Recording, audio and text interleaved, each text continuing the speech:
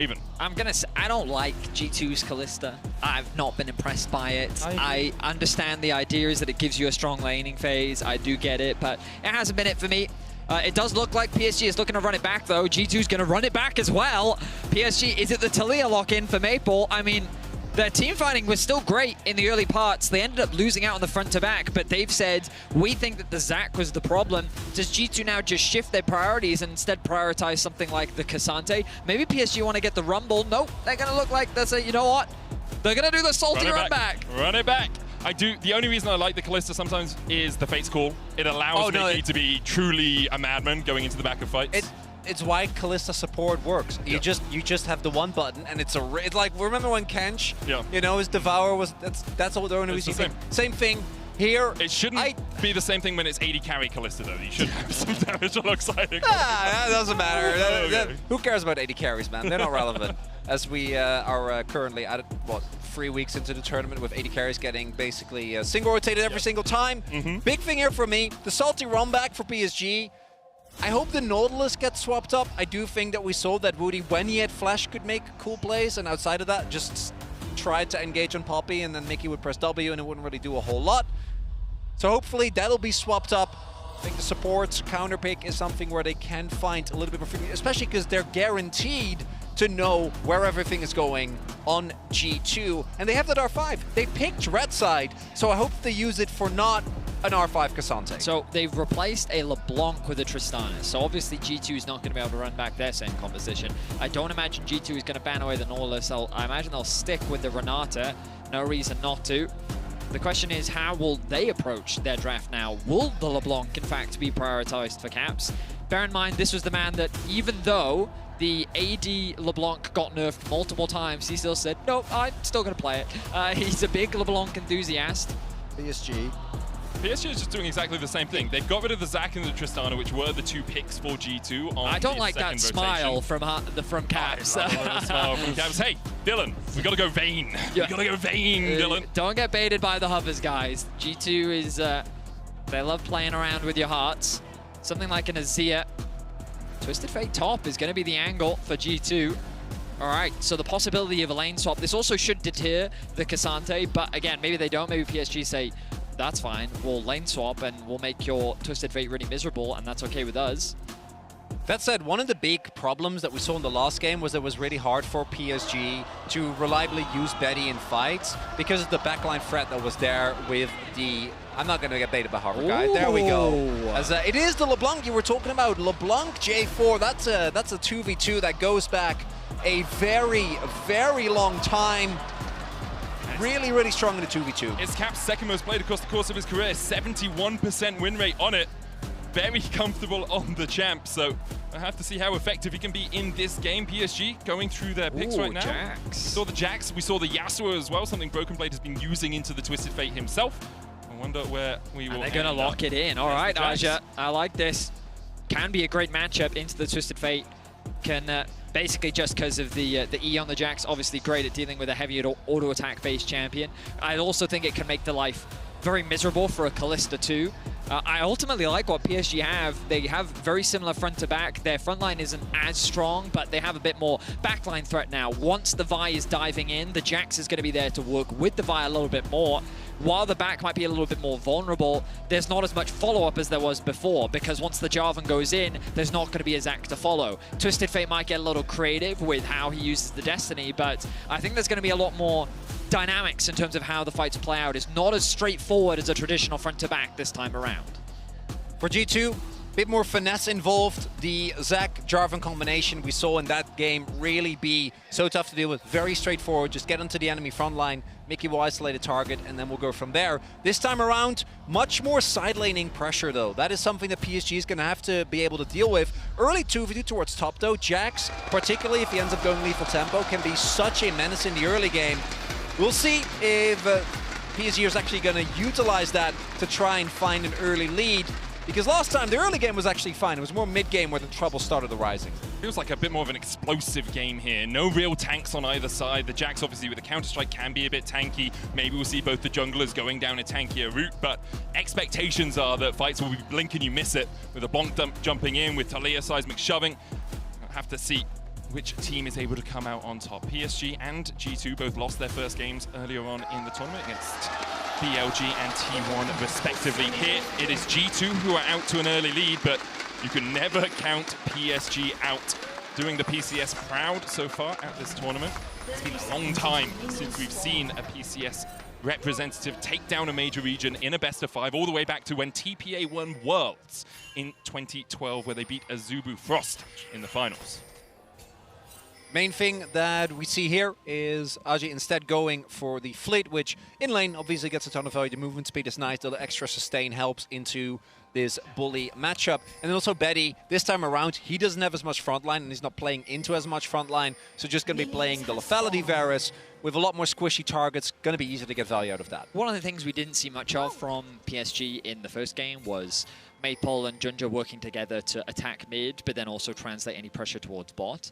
While the early laning phase was very neutral across the boards, I think that in this game, you have to expect G2 to want to fight a lot more. I mean, they're fighting already. Well, the bot lane, it shouldn't come as a surprise, but LeBlanc, Jarvan can be a terrifying mid-jungle duo, and I think that it is worth JunJia investing some of his time, maybe burning a flash out from Caps, or just trying to alleviate some of that pressure, because once Caps does get level 3, he's going to be feeling himself after that first game. He's going to be feeling confident, and the more time he gets to play on stage, the more comfortable he naturally feels. So Maple, even though he's going to have the early push during these early levels, he's going to have to respect that potential setup that LeBlanc will have with the Jarvan. One big thing here, though, is that there's already been double wards placed, so I think that PSG is trying to give Maple the most freedom he has to just play for the very aggressive shove early on, whereas G2's wards, both in the jungle, pretty sure JunJia is going to get spotted when he goes towards his Raptor, so they're going to have a good idea of where he will be pathing towards, meaning that Miky and Hans know exactly what the plan is going to be, unless JunJia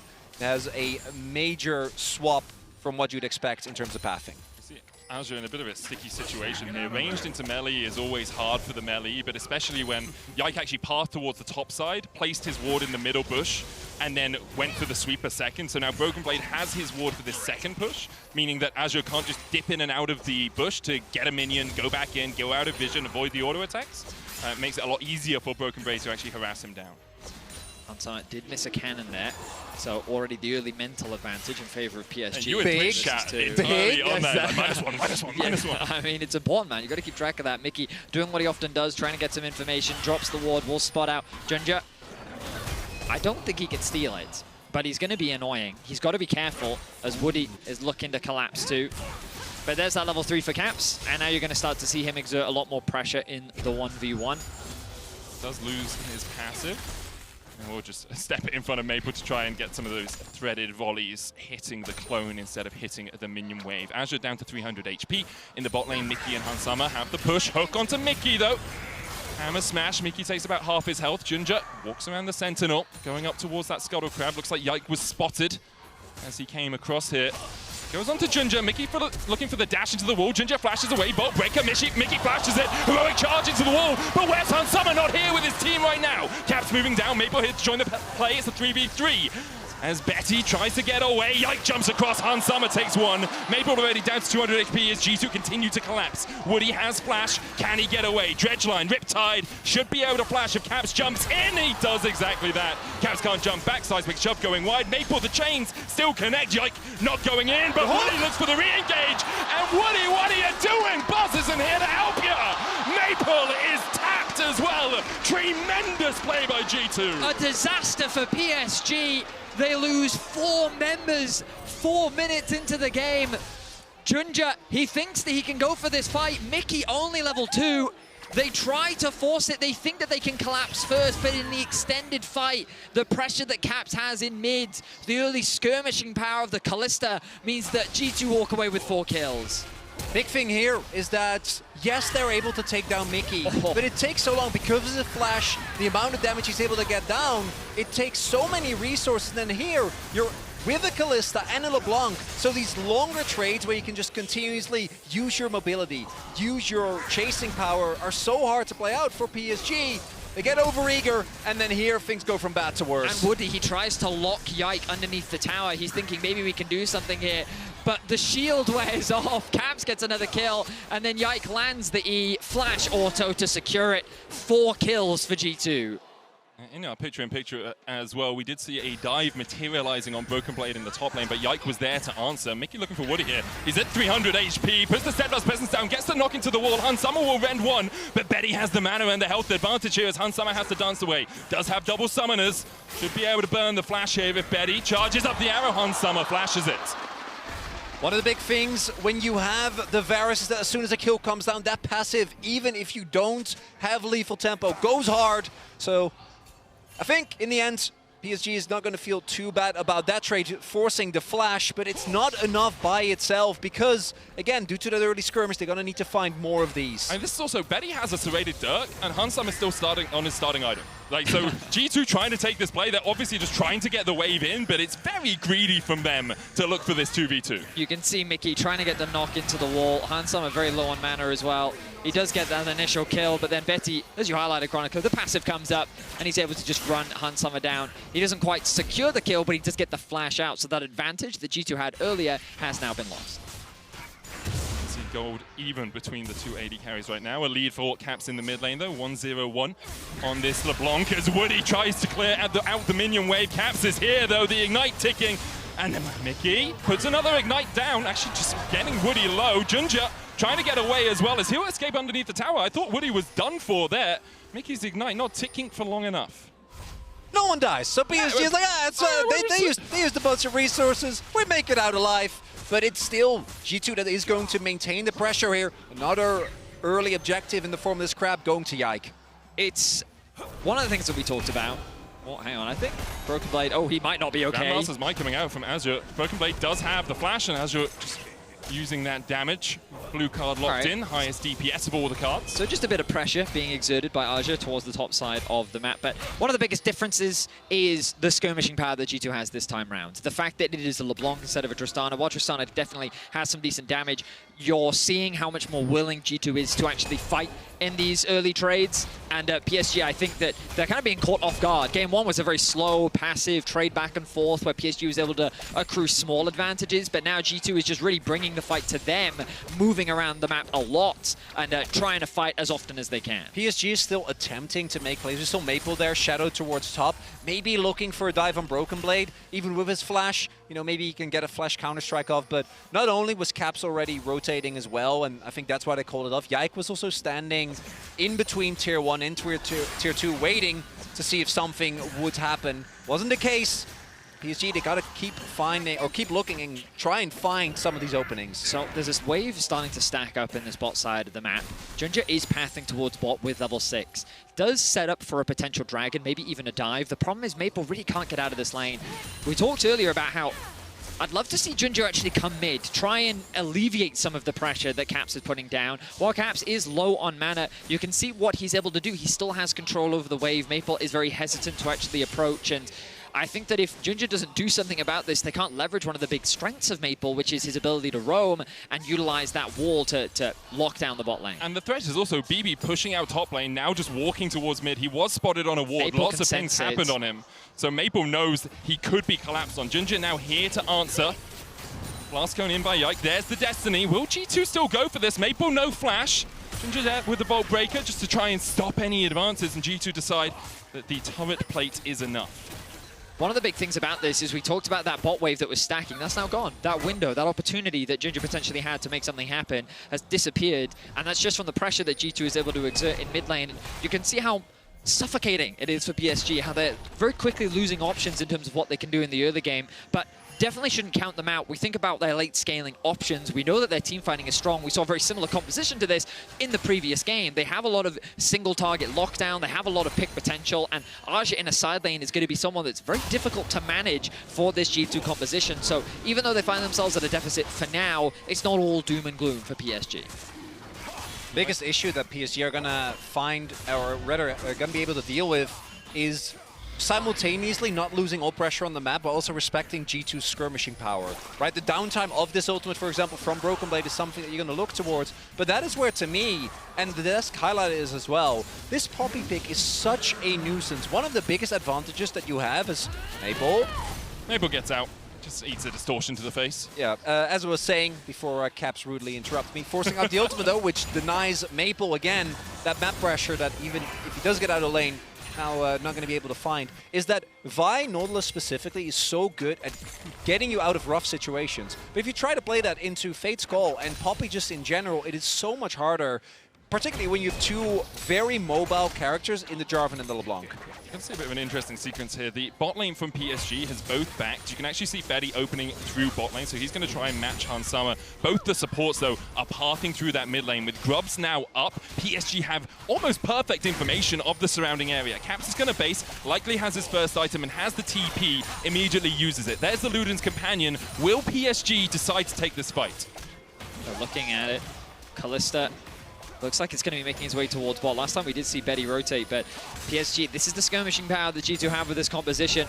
They're a little hesitant. They don't want to take the gamble, and they're going to concede. That means that G2 have secured first dragon, all 6 of the grubs. And something that you talked about, Chronicler, in the draft was how G2 do have a lot more side lane threats. Those 6 scrubs are going to offer a lot of value when it comes to sieging those towers, and Twisted Fate just being a split-pushing menace. It's really tough. Additionally there, PSG, the moment they lose control of the banana brush, they're like, we can't walk up, right? Mickey, especially with Flash, easy for him to lock down, but it's kind of a lose-lose situation here for PSG. I agree with the call to not go for something there, but they're not really finding anything on the cross map either, because as you mentioned, Hans was at the ready to call. So PSG getting to the objective, then seeing that it's not that great and then backing off means that you're going to fall a little bit behind. The lead that Azhi was able to build up in topside, now slowly starting to fall away again, and it was one of the few, I think, moments, or opportunities rather, for PSG. Caps look for Maple, first chain lands. Maple takes half his health, he's 2 levels down as well. He's in such a hole right now. One of the, oh, hang on a second, Caps would have to jump back onto the Unraveled Earth here. He does so. JunJia finds him, but Yike's already got one. Caps dashes back. Will be able to escape from the clutches of JunJia, and JunJia now needs to try and escape. Oh, breaker! Oh! Is that Civ HD? I see on my screen, you just can't touch him. Caps gets another. Caps and Yike, the mid-jungle 2v2 coming out on top.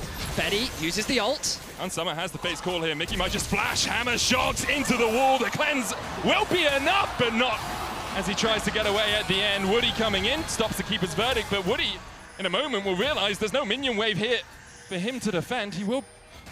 Well, he's not going to allow Mickey to walk... Oh, Mickey tanked the tower. The Ignite will tick on him. Flash!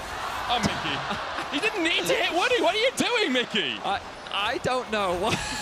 Okay, maybe he thought he was already in range for Fate's Call before the tower shot comes in? Maybe, because Maple was also initially heading towards bot, and his ultimate was like 5 seconds of cooldown. Top lane play, PSG? Or it was just a mistake. I don't know. You guys are making a mistake. You guys are better at judging that than I am, okay? I'm going to leave you to be the judge of that. We don't call him MikyXD for no reason. Yeah, I mean, it's either MikyX marks the spot or MikyXD, and you know, you get a bit of A and a bit of B. Now, G2 obviously find themselves in a commanding position, a 4K gold lead, largely off the back of this mid-jungle duo. Yike making his presence known in the enemy jungle. Mickey at his back, there's Caps. Woody trying to get away, they jump onto Maple instead, and Mickey's here once again. Caps with the chase, Destiny. Where you going? Maple across the wall, but the gold card will follow you. Broken Blade locks it in and puts Maple in the dirt. Now JunJia next up for G2. They continue to collapse, dodge the hook. Betty coming in from the side as well, but he realizes they're outnumbered right now. The chains connect on JunJia. We'll just take him down to half HP. All this play likely over a Rift Herald into a Drake. This game is rapidly deteriorating for PSG. They're losing full control. They're no longer able to walk into their own jungle. And the moment, especially against the Fet LeBlanc, this mid lane turret falls, you're going to be in so much trouble as Woody just dies! Just decomposes in front of our very eyes. Chain of Corruption did land onto Yike. JunJia coming in as well, but you can't bolt Breaker out of the steadfast presence! And the Cataclysm is the death knell for PSG. 12 kills to 3, a 6,000 gold lead for G2. I mean, Caps is just a menace. We talked about how in game one he was playing with so much more confidence. You give him the LeBlanc, one of his most comfortable champions, and he is just running circles around PSG. Azhi looking for something up in the top lane, has the Triforce complete. The gold card locked by BB, will only buy him a second. Yike is here, BB flashes the wall, and Yike dashes away. Importantly though, Azhi able to stop the Rift Tower from going down. G2 had to react to defend their top lane. Hansama getting chased out by Maple here, the Weaver's Wall. Available for Maple, will he go for more? The answer is a negative. TP behind, never mind, G2! They love to fight, it's Caps! Woody there for it. Weaver's wall away. Woody will be able to walk to the safety of his tower. There's no terrain there for him to dash to. He catches, taps underneath the turret. The mites! The mites! Ah, that's why they're called mites and not the cans. Can't take down the turret right now. Oh my goodness, there, Caps is going to secure it. 12 kills to 3, an 8k goal difference. Caps is just running amok, and I mean, you have to give credit to Yike and Miky too. They've just been working so closely with Caps. Every opportunity, roaming towards mid, and just punishing anything that PSG tries to do. The saving grace for PSG is Azhi. BB, no flash, gold card locked. Yike coming in as well. JunJia tanking that turret. Azhi flashes away as BB will fall, but JunJia pays for the dive with his life. Hansama on the chase. Fate's call, possible, but unlikely to chase any further here as Azhi has a half HP tower to retreat to. Miky with his Deadman's plays like, I'm running, I've got Swifties, I'm on my way. Unfortunately, thanks to JunJia's sacrifice. Azhi. Oh boy. Nope, he doesn't.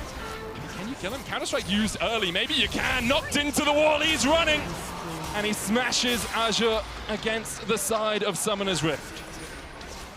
I think the Poppy might be a problem, and I think PSG need to seriously I feel like we've had this conversation before. We have done so many times. And then I imagine they watched T1 win the game. I was like, oh, you know what, Poppy's fine. It's no problem. The problem now for PSG is because they're so far behind. G2 is winning as many sides of the map as humanly possible. That's not allowed. You get to usually win one while the opponent trades, but because the gold leads are so oppressive, Caps has a Crypt Bloom. The risk for G2 is they are playing undermanned fights at times. Azhi has TP in. He's going to go to the mid lane. Hansama still in the top lane, but the keeper's verdict makes this a 4v3. Maple falls first. Betty short to follow. BB gets the double. Dredgeline away by Woody, but that anchor is sending him to the depths. Hansama, all the meanwhile, he's doing damage to turrets. It's as you say, Chronicler, PSG, no matter what they do on the map, they're just getting stopped by the aggression of G2. I liked the idea of the cross map on top when they tried to attack Broken Blade. Yes, they got that kill, but it ended up with Azhi dying. They also lost the top tier 1, and then Cap still moves down to bot. There's Yike there also to contest the Dragon. This game is rapid. I mean, it's not rapidly, it is gone. It is deteriorated. It is in pieces, tatters. There is a 12k goal difference, and we're not even at 20 minutes. I'm sure Medic has some great puns about the maple tree withering away. I have a good question, though. Why can Miky do this when I take all the kills as support in solo queue, I get flanked? Okay, most kills on the team. Didn't go Sundered Sky this game, but Cap's going to chase out Woody as he tries to flash away. Woody more of a walking 150 gold right now as... That's a support! Yeah. Yeah. He's not taking damage. I actually have the answer to that one. In the wise words of Keria, remind everyone, you are not Keria, and your teammates are not T1. So in this case, you are not Miky, you are not Miky, and your teammates are not G2 Medic. Very true. For PSG though, so far in the hole, they can barely see the light at the top of it. It's such a struggle for them to get back in this game, and you have to think that their eyes will be going to game 3 and maybe adjustments in the draft. Maybe? I mean, you understand why they would want to run it back. From their perspective, everything was going well. It was just that when it came to the late game team fights, their front to back, they weren't as strong as G2. So they said, you know what, we'll remove some of their front to back elements and we'll make it easier for us to team fight. And then G2 said, how about we don't team fight? How about we just fight you 2v2, 3v3? And Caps has become a very serious problem. Counter-Strike, heroic charge into the wall, Counter-Strike dodged, and Azhi, yeah, that's not blue skies for the top laner from PSG. I mean, what's also crucial here is notice how G2, they're not being overzealous with their aggression, right? One of the things that we know about G2 coming into this series, they put a lot of pressure on themselves. They remember what happened at last year's Worlds. They knew that they were heavy favorites coming into that series against NRG, and they fell short. They didn't want that blunder to happen again. And coming into today, they wanted to treat this opponent just like they treated T1. And the patience and execution that they currently demonstrate show that level of reservation. They're not diving tier 3 towers. They're not getting overzealous that we often see. Keep going, Vedius. Keep going. Keep building it up. Curse is what you're Be prepared for the largest casting curse the world has ever seen. Oh, come on. It's G2 casting it's Vedi casting a G2 game. 13k gold up. Surely. Atlas has been on the wrong end of these before. He has. And the inhibitor getting pushed here. Flash in, season assist. Caps flashes away from the chain of corruption. Azhi trying to dive on the backline. But look at the might. PSG just surrounded by the oncoming hordes of G2's minions. Broken Blade now on the inhibitor tower in the mid lane as they're looking for more. Caps continues to dash in. Betty takes half his health without the chains even landing. And Woody takes more as the Cataclysm finds an easy avenue for G2 to lock up PSG. And they were taking their time, but now they're not ready. 21 minutes into the game, G2 will rip through PSG and go one game away from making it into the next round of MSI. An absolute shellacking of PSG here. And we talked about it, the draft, you gotta completely switch it up. You can go blue side, you can bend it up. Something needs to change. In game one, PSG held on to, I don't know, like what, 15 minutes, 20 minutes before a fight kind of took them out of the game. Here, it was a level 4 skirmish in the river, Vedi. I mean, yeah, G2, they're playing well, they're playing clean. We'll see if they can maintain that level, but as you rightly said, PSG, they need to change something up, whether it be about trying to find more skirmishes in the early game, giving themselves a little bit more agency. I think back to their series versus BLG, when we saw Betty on the Zeri, and they had the Zeri Lulu, and they were diving bot. They were fighting Elkanon on their territory. That was the best version of PSG I felt like that we've seen, and we haven't seen that so far in this series. I want to see that level of aggression, that level of confidence to go toe-to-toe with G2 in the early game. Totally agree with you, Vedi. We'll see what the analysts agree, if they agree with you as well in a moment, but don't forget to log into lolesports.com using your Riot ID to earn exclusive MSI 2024 drops. We're going to hand it over to the analysts to see if Vedi is